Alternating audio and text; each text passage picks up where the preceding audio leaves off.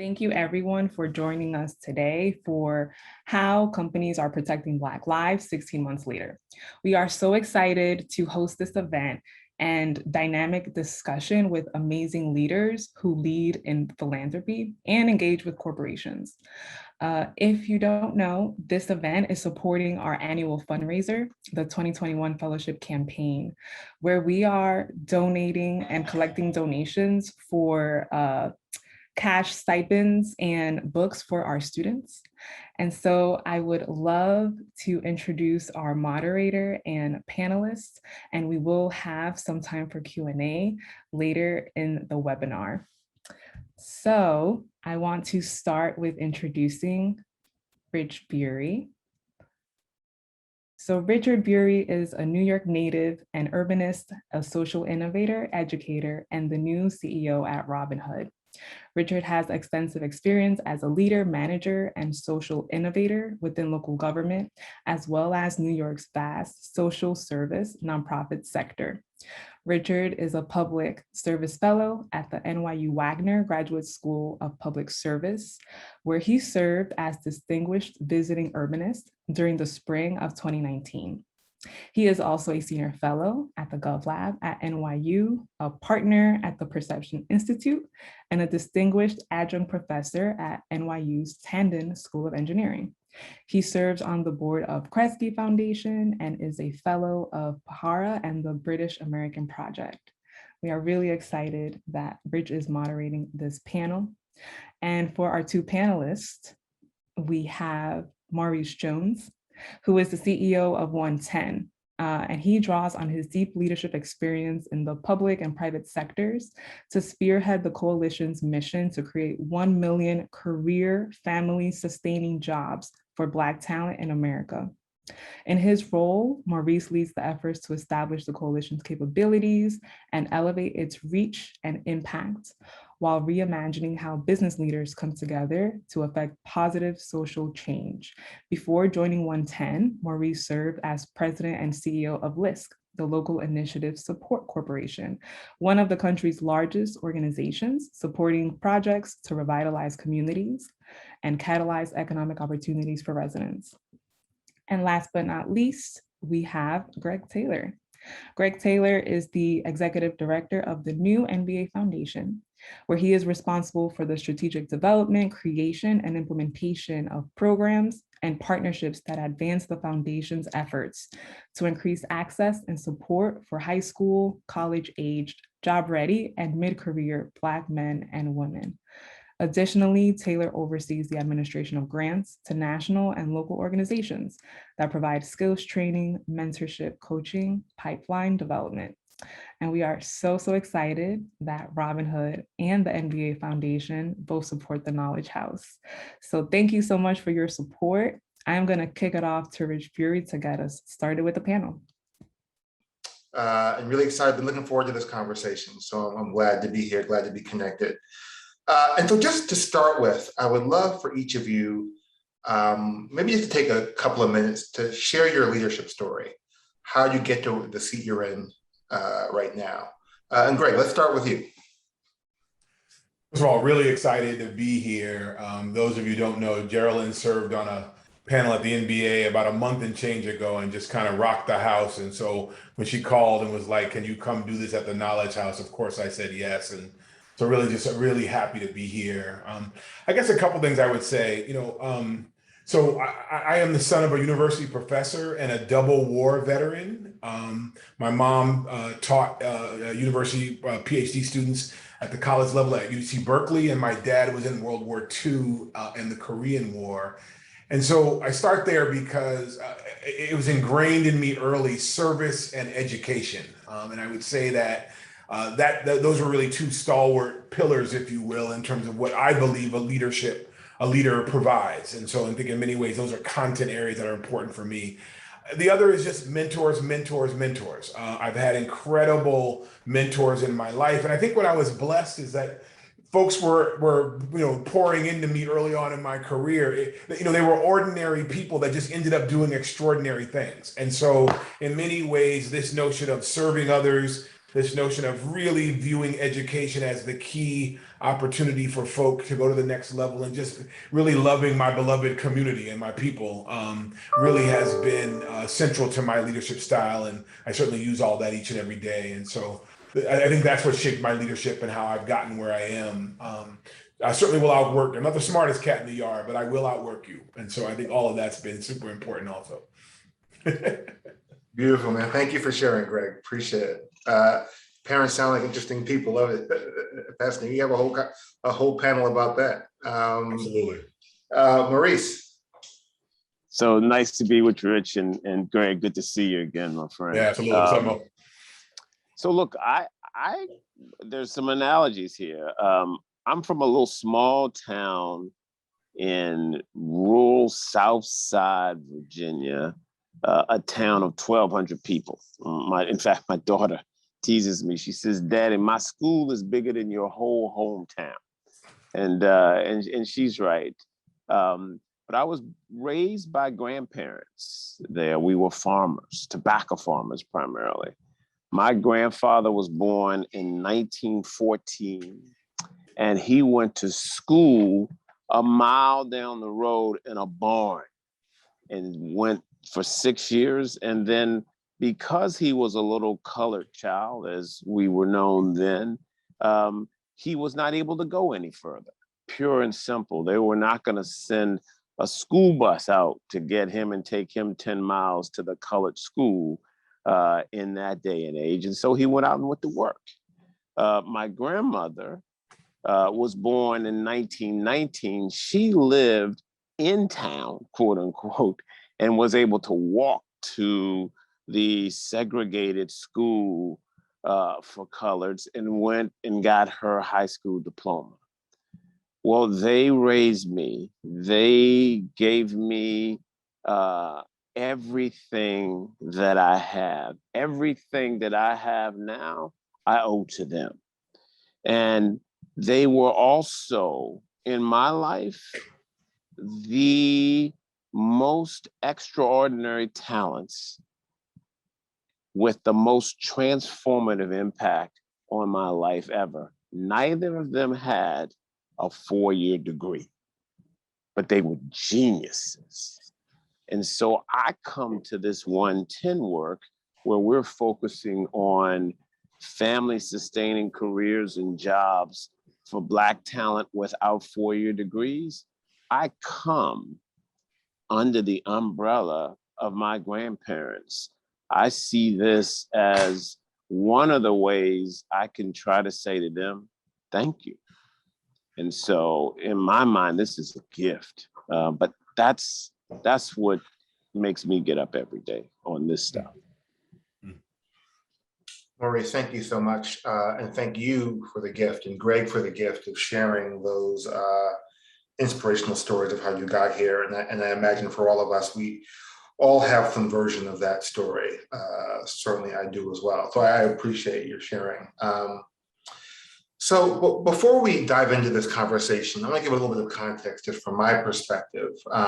We all know that the last 18 months have been transformative for all of us. And philanthropy has been profoundly impacted, both by the pandemic, which continues to roil the economy, our lives, but also by the uprising after the murder of George Floyd. Both of the impacts have had a deep impact. Both of the events have had a deep impact on philanthropy and on organizations like ours. It certainly had an effect on Robin Hood. We know that over the past 2 decades, only about 10% of philanthropic dollars go to organizations led by people of color. And we know that leaders of color have been hindered by bias, by access to networks, access to relationships, access to capital. And Robin Hood certainly isn't immune to those problems. And the organization knew it wanted to change. This is before I got here. In 2020, we launched the Power Fund. We invested $10 million in seed money to create the Power Fund, to identify and fund and support leaders of color in New York City. Extraordinary people like Geraldine Rodriguez, who similarly, if Geraldine calls, she knows I will be there. But really people who should have been in our grant portfolio anyway. And by the end of the year, we'll have 25 leaders of color in the fund.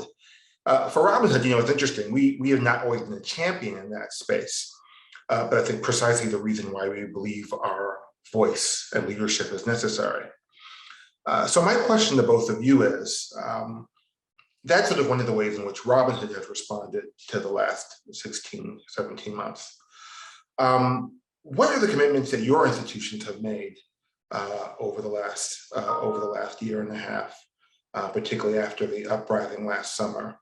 And how have you followed through in those? And how have you followed through on those commitments?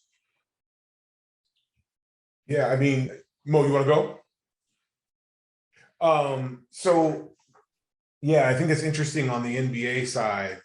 We have a long-standing history and a commitment around issues of social justice and civil rights dating back to some of the greats, Kareem Abdul-Jabbar, Bill Russell, and others back in the day. And I think part of what happens is we have a perception, I think, in the sports world of being one of the more progressive leagues. And I think some of that is earned. Some of it is a little bit hyped, to be honest, because we have a long way to go. But I think leveraging and building on the history of who the league has been in these social issues and social times, coupled with the tragedies that were happening in terms of the killing of George Floyd, Breonna Taylor, Jeff, on and on and on, that we can all name the names. Our players and our staff started really asking the league, who were we supposed to be in this moment in time? And I think, like many companies, we were struggling with how do we operationalize that commitment to what I would say is a social change or an inflection point in our history. I would remind everybody on the phone or on the call, if you remember that moment when the Milwaukee Bucks decided not to play because they were responding to the Jacob Blake incident or tragedy, it really caused us to be like, what are we going to do, right? And so the league created 3 efforts. One, internally focused about making sure that Black and brown women and others had access to executive level jobs. We were using our procurement dollars to kind of work with different companies that were Black and brown led. And then we created 2 external facing organizations, the Social Justice Coalition, which is a 501c4, advocacy dollars looking at state level change in criminal justice reform, policing, and voter suppression. And then I run the NBA Foundation, our first ever charitable foundation focused unapologetically on economic opportunities for Black youth 14 to 24. And so for us, it's standing on the legacy, I think, that has come before us. This is the next iteration, I like to think, in terms of that work. A lot of work to do, and a whole nother conversation, Richard, to your earlier point about like how we got here, how we stay here, how we stay focused unapologetically on our population and the like. So that's a different conversation, though happy to have it. But that really is the work that we've done. And I would say it grew directly out of our response to the tragedies that were happening in the community around George Floyd and others, the social justice change that was underway. And I would say the demand of the players. And we had to respond to what would be systematically thoughtful over time. And that's how we landed on the foundation. Yeah, and I think in the OneTen case, again, 2020 was, if there were no 2020, there would be no OneTen. No question about it. Let me give you a data point here to sort of give you the context. If you look at the country today and you look at jobs that pay $60,000 and above, you'll see that on paper, 79% of them require that you have a 4-year degree in order to even compete, in order to get an interview. If you look at jobs that pay $40,000 or above, on paper in our country, 71% of them require a 4-year degree. If you look at Black talent in the country right now, 76% of us do not yet have a 4-year degree. And oh, by the way, that number is 66% for the population at large. So OneTen is a coalition of 60 companies who said, we have got to eliminate this credential barrier to earning your way into the middle class that is disproportionately impacting Black talent and talent of color. So we have as our North Star hiring, promoting, and advancing 1 million Black talent who do not yet have a 4-year degree into family sustaining careers and jobs over the next 10 years. And our theory of change is we fix it for this cohort, we'll fix it for all cohorts. That's what this group is actually doing. And we'll talk more, but it's a team effort. We got an ecosystem working on this right now.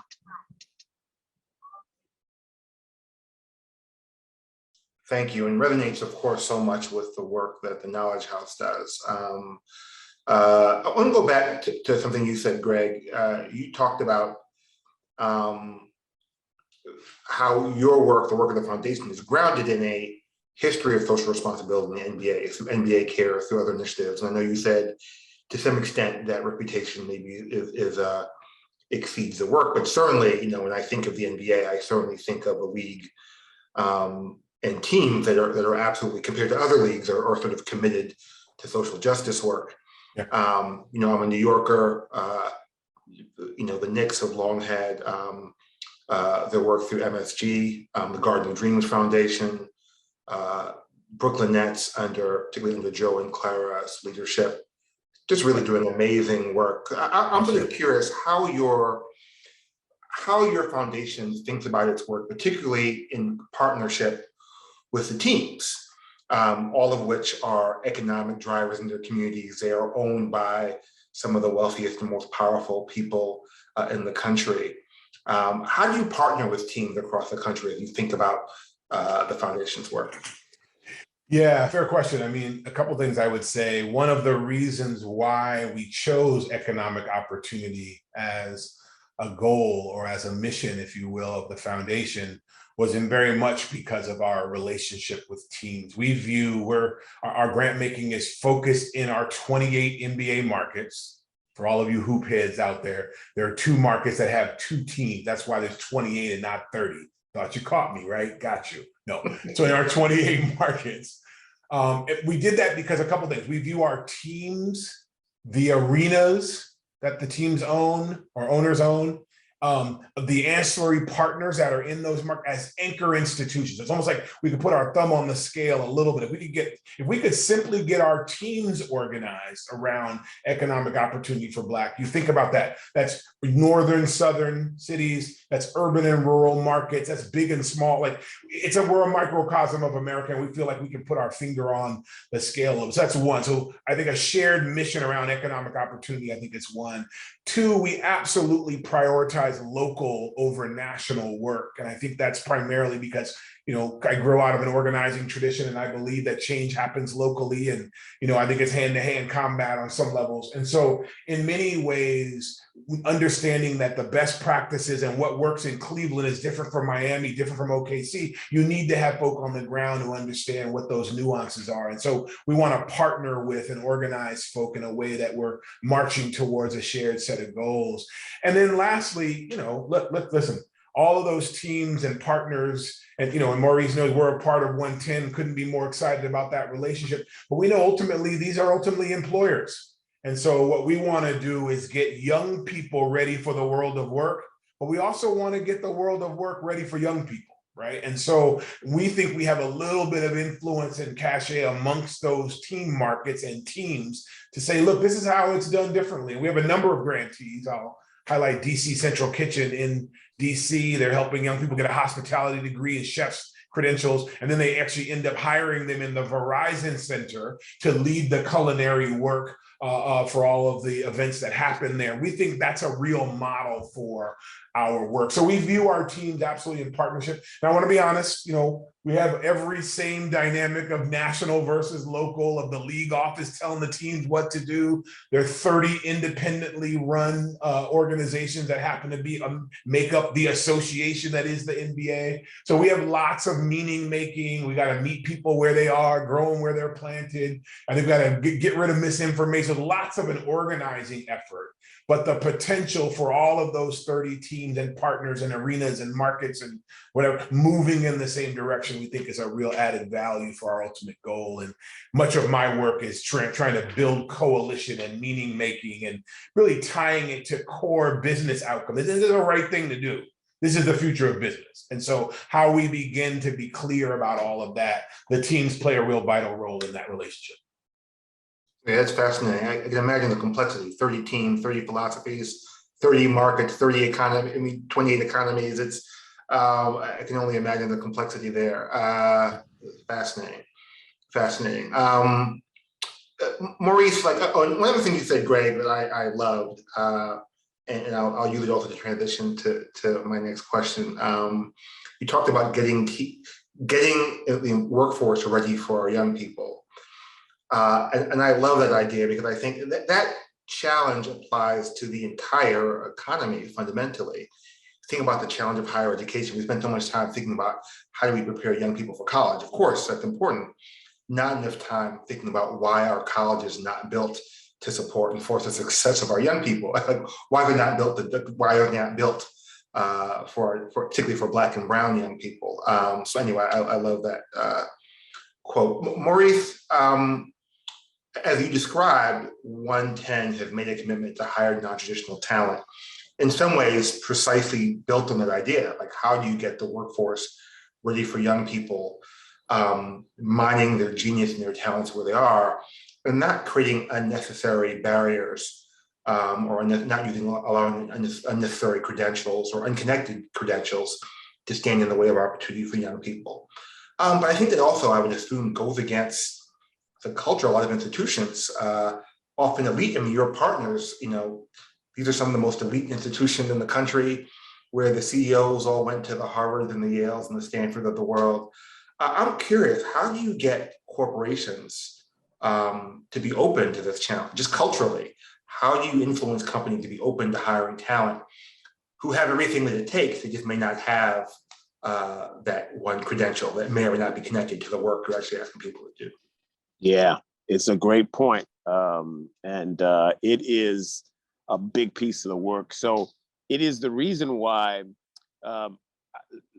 the companies have made several commitments. One is the commitment to hire, right, and promote. The second commitment is actually the commitment to re-credential their jobs. In other words, go in and remove the four-year degree and move to a skills-based approach to hiring and promoting. The third piece is they've committed to becoming part of what we're calling a community of practice, where they are coming together and learning from one another, because these companies, just like the basketball franchises, are at different places along the spectrums. These companies are at different places on this journey. And so they have a lot to learn from one another and a lot to share with one another. They've committed for 10 years, and they're also putting financial resources in. And to your point, the key ingredient here is you got to have CEO prioritization. This is a CEO-led coalition. And so we've got a commitment first and foremost from the CEO, and then we're cascading that work down into the company. An example of what you're talking about is, look, these companies have for years built up a bias in favor of people with four-year degrees. So I, with my four-year political science degree, can go in and in most cases will be interviewed for a tech job before somebody who actually did an 8-week boot camp and who knows far more than I do about IT. Well, that's a bias in favor of a credential. And so culturally, we have got to attack that bias, identify it for what it is, and actually fix it. And a lot of that requires just day-to-day work, getting at the business case, first and foremost, for removing that bias, and also showing talent that can actually, with a chance, do the work and do it exceptionally.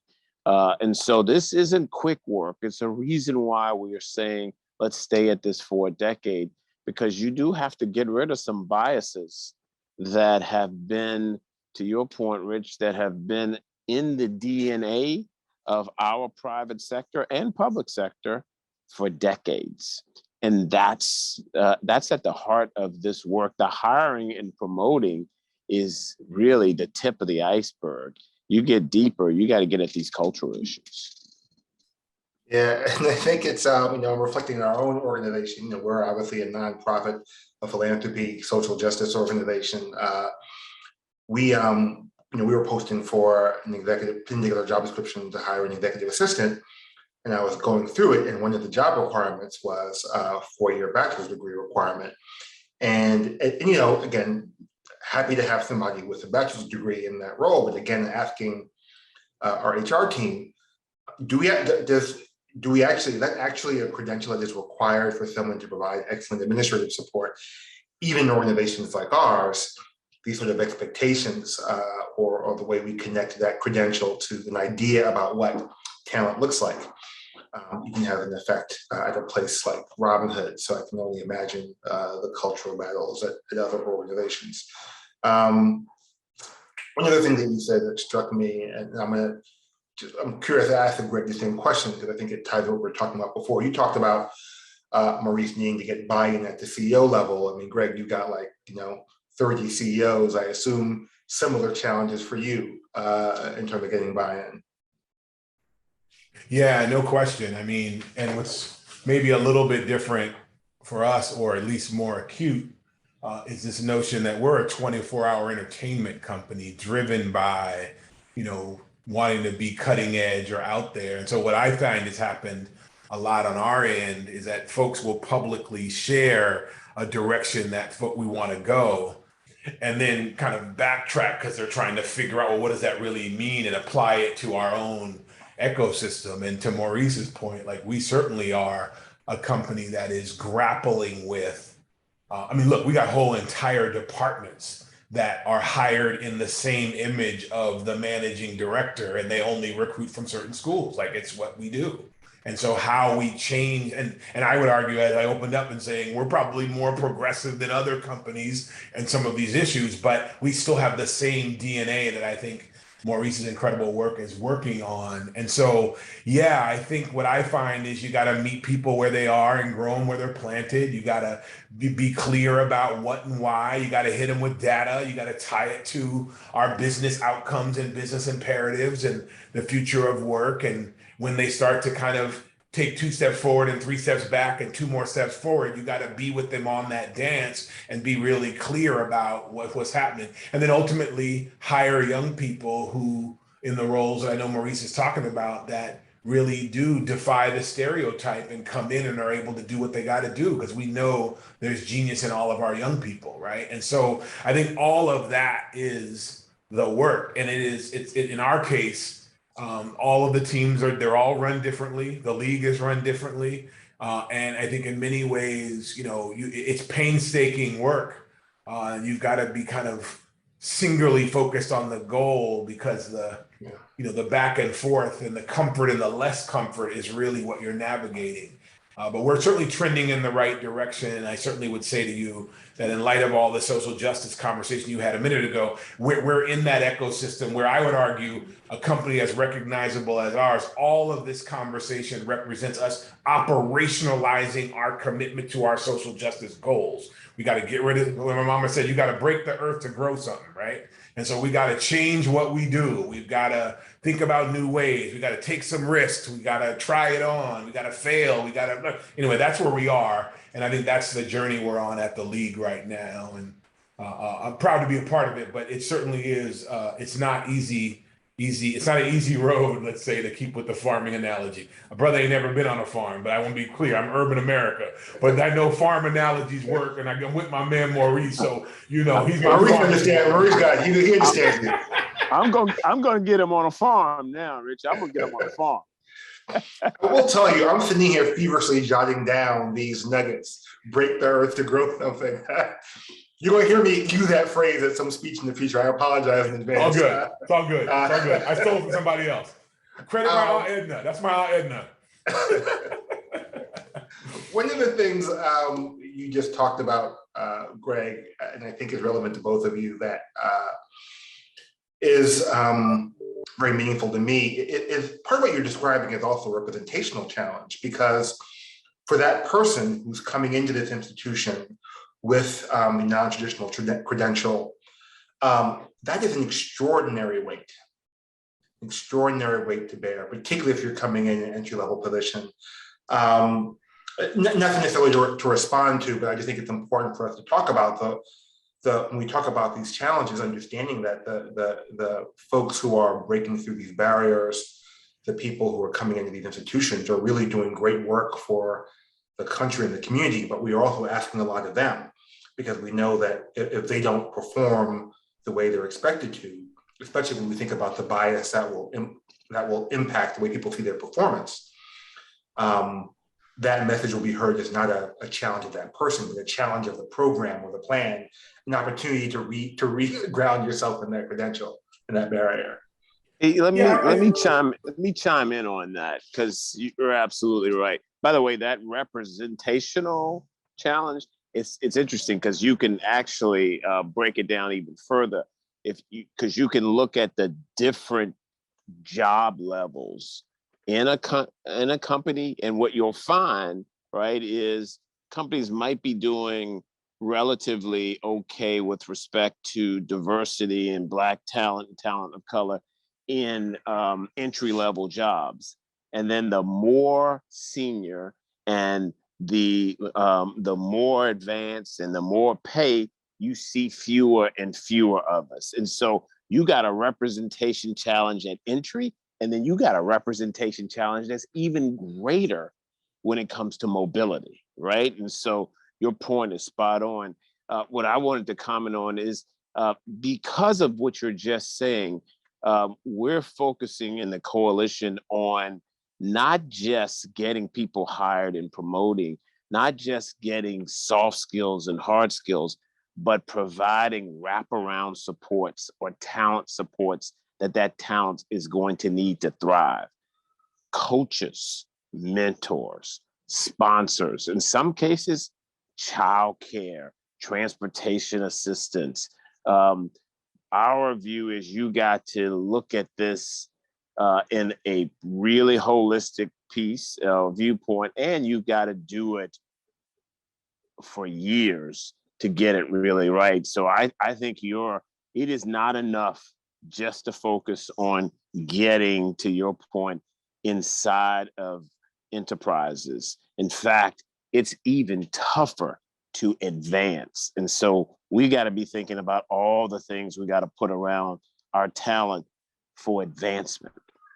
Sorry, Greg, I think I cut across you there. No. I was just going to say, I think all that's spot on, and Lord knows this is your work, Mo and Maurice, and really excited about it too. But I think a way I would push too is I think what we've got to define or challenge is the notion that young people aren't producers, right? Because we're in the entertainment industry, and the majority of our guys are in their low 20s. And what you got are old heads like me, perhaps not from the communities our young people, our ball players are from, trying to kind of think that they are the purveyors of cool, like are the purveyors of whatever is the swag is today, right? And so what we need are young people who can kind of come in and be the purveyors of youth culture from the youth perspective. And to me, that's not necessarily credential based at all. And in many ways, it moves our model forward. Like we get a lot of credit as being cultural influencers, but the folk who are deciding what that cultural influence is aren't young people, right? And even though we are trending to a younger demographic in terms of what's cool, right? And so to me, I just think there are ways to think about the work differently. I mean, really great, I have an incredible colleague, Adela. I think she may even be on the phone, and talks a little bit about what young people need. And the four C's: they need connection. We got to be a part of networks and mentors and access. They need cash. We can't do this for free from the communities we come from. They need competencies. How do you identify their skills differently outside of what Maurice is talking about? And in some cases, they do need credentials, but it doesn't have to be an undergrad degree. It's just something that is a proxy for what underscores what these young people are able to do. So like we're thinking about at the NBA Foundation, is there a way to create a credential that young people can earn that shows some transferability amongst the 28 or the 30 teams, right? So like if you have a credential from one of our nonprofits or whatever, like that puts you at the top of the pile in terms of pursuing opportunity. And so I think in many ways, like we have to just challenge the conventional wisdom. Like, folks can really do their own thing and lead this work, and we got to create real meaningful pathways for that to happen. And I'm saying we got old folk like myself making these decisions because, we hear stuff on the radio and think we're cool, but like, at least in my business, I know that's not in all business, but certainly in entertainment and sports and other things, there are ways in which we can create real pathways for young people to lead because of who they are and what they bring to the table and their worldview around what, the world that they're navigating that's not credential based. And so that's what I think we've got to get clear about. Powerful, both of you, very, very powerful. I appreciate it. I'm going to go to Q&A soon because there's some good questions coming up in the chat. But there's one more question I want to ask before I start asking some of the community's questions. You both started grounded in your history, your personal history, the font from which your passion, your personal missions grow. I'd love you both just to reflect for a minute on your identity as Black leaders and how is the work that you were both doing, either at OneTen or at the NBA Foundation, how do you think it's different because of your identity as a Black man, a Black leader? I guess a couple of things. I feel like my identity as a Black leader, because of my lived experience professionally and otherwise, I know the nuances that someone like myself or from my community has to navigate as they work through whatever these job pathways are. And I think you can only know that at the nuance level, like at the cultural level, like cultural is like the unwritten rules, you know what I mean? In terms of an organization, like, and I think me being a Black person or Black man who has lived that experience, I can play at the expert nuance level that I would argue someone from another community can't. I think we need allies. There's no question that this is a partnership opportunity moving forward. But I do think that there's a sense of kind of honesty and a sense of lived experience that shapes the way you make decisions, the way you carry yourself, the way you are able to interpret situations. I know for real that unconscious bias is real. I know that microaggressions are real. I know that folk who are making decisions that either impact me or others sometimes come from places of privilege and not proximity, like Brian Stevenson said, that they're not in tune with what I have to navigate as I walk into even the NBA, where we've got people of color and men and women and different people of color in leadership positions, but that you got to be proximate to what we're navigating. And I think some of that is based in the tradition that you navigate as a person of color or a Black man in my instance. And so again, allies, opportunity, that we've got to, I do subscribe to the notion that you got to be twice as good and twice as fast. It's just the burden that we carry. I know that's maybe not what everybody feels, but there is a tax, and that tax is the lived experience from my perspective. So I think that's what makes me particularly relevant and important in this role. And that's why you have to have diverse leadership, because you don't break privilege without different perspectives and challenging the marketplace of ideas. Yeah, let me just build on that. Let me give you an experience. I used to be a newspaper publisher, and I'll never forget when I went to the first meeting of newspaper publishers from around the country of the 50 largest newspapers. And I went into the meeting and I looked around, and what I noticed was I was the only person of color in the meeting, right? And so I gently made my way to the front to the guy who was organizing the meeting. And I said to him real quietly, I said, yeah, is everybody here? And he looked at me with a big smile on his face and he said, yeah, we have a wonderful turnout. Well, he didn't even know what I was asking, right?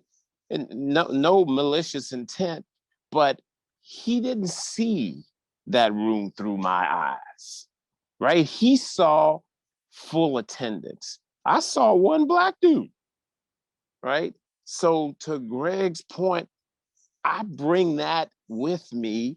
That's the clothes I wear, right? And so when I come into this job, I come into that job with who I am and what my experience is and has been, and what sensitivities and sensibilities that has shaped in me and influenced in me.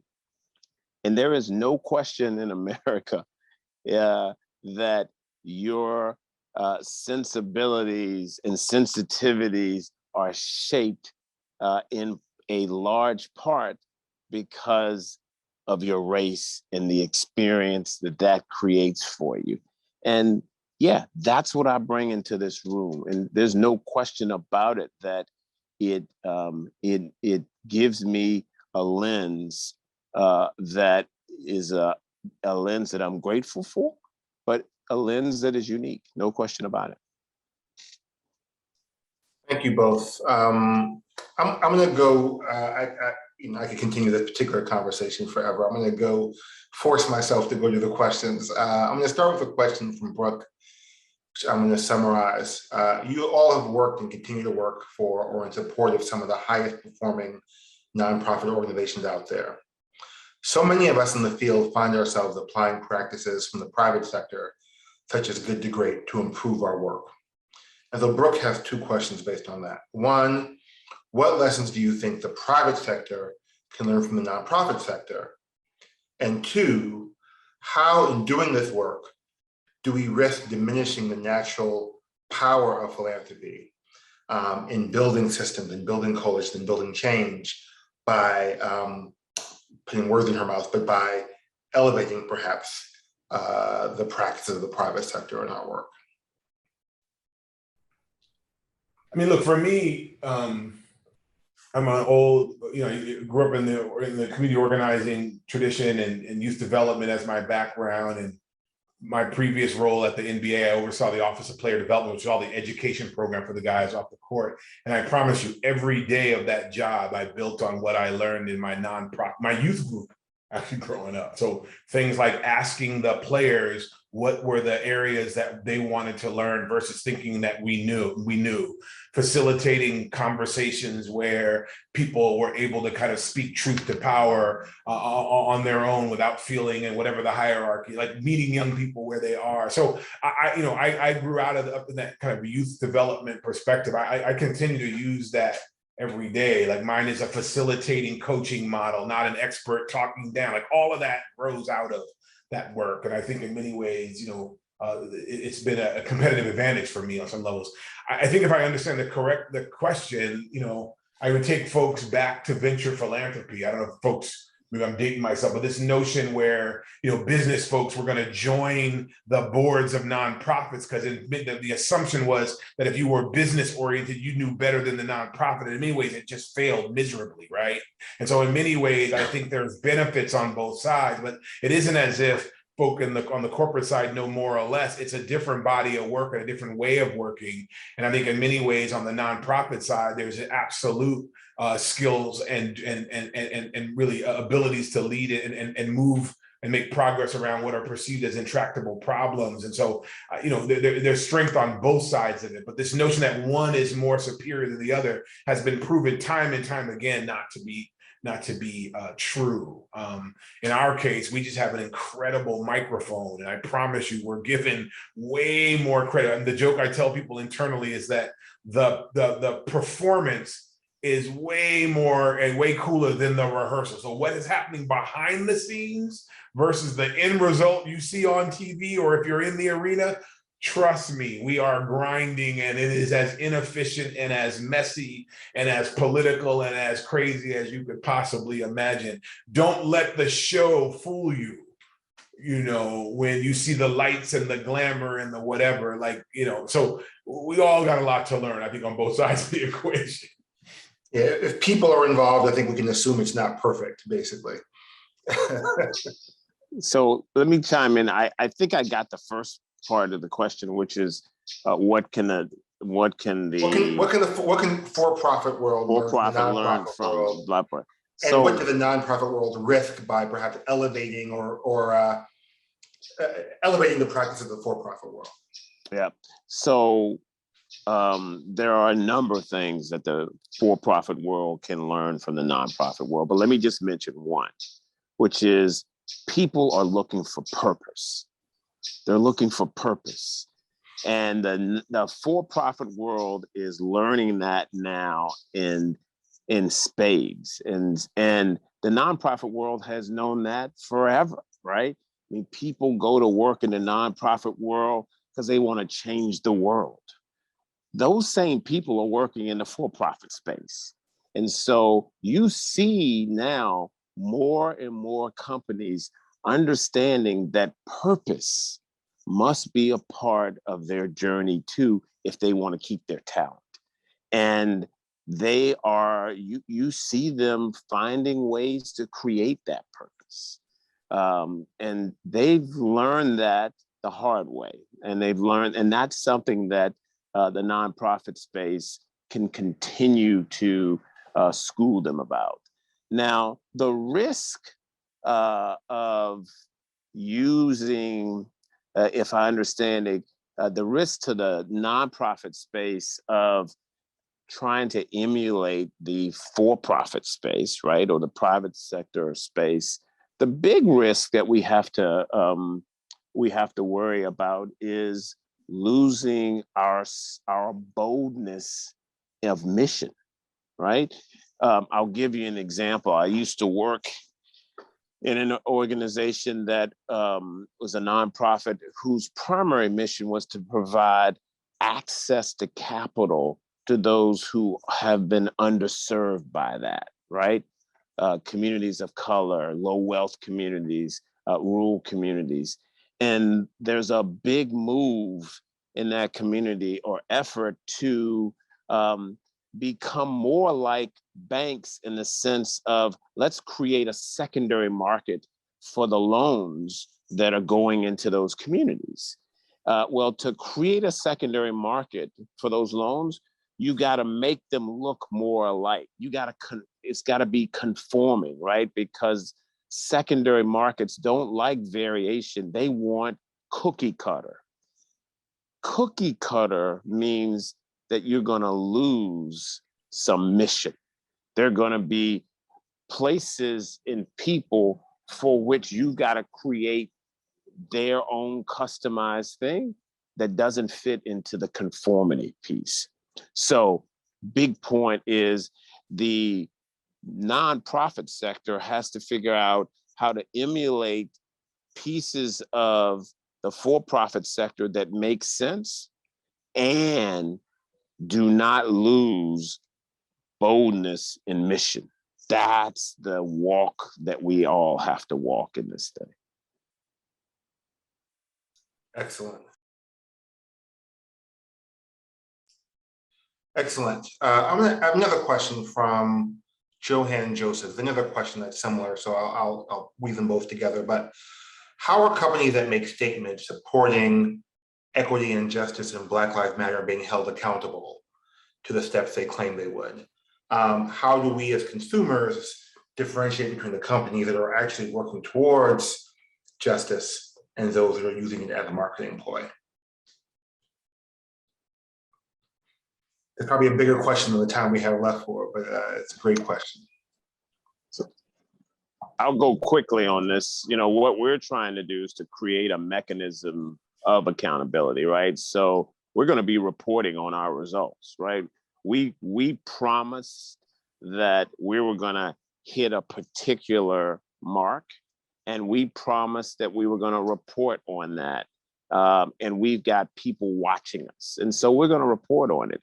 I will tell you that for most of the companies, the most powerful accountability force are their employees.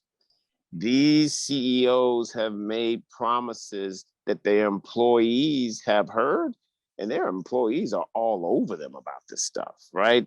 Employee resource groups and others, they're like, okay, so what have we done? And one of the most often invitations that I get is from CEOs who say to me, can you come in and tell my people what I'm doing with you? That's because their people are demanding that accountability. That's our most powerful accountability force. Thank you. Thank you.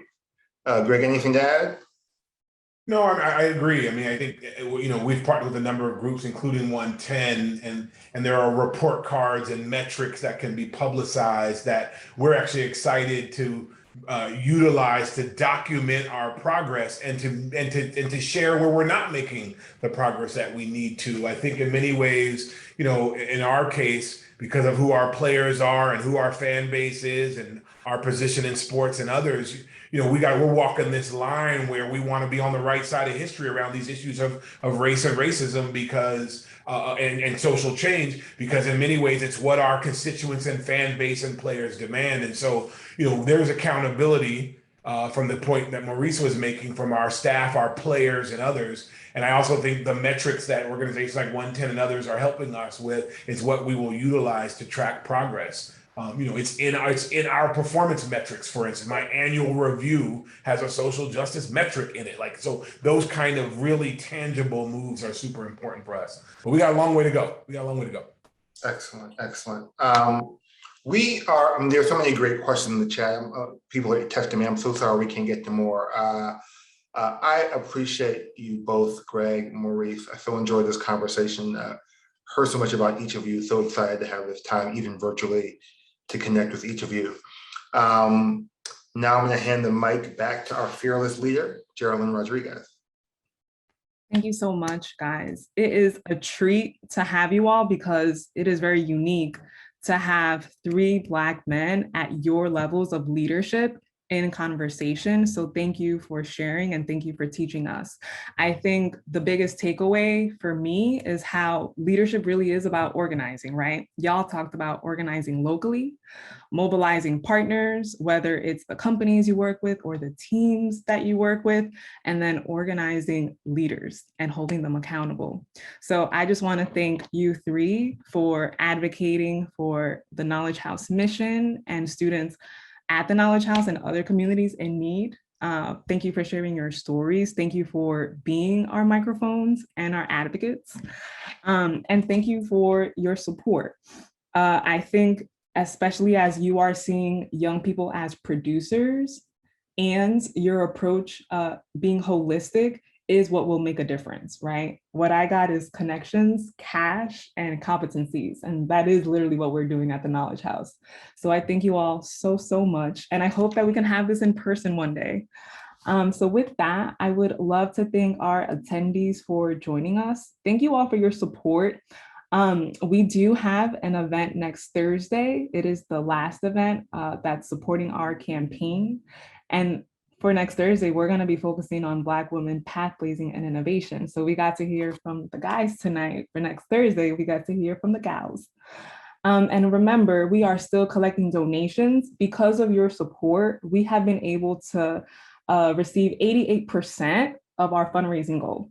It means that we have raised about $1,050,000. And so all of the donations and sponsorships will go a long way so that we can exceed our fundraising goal.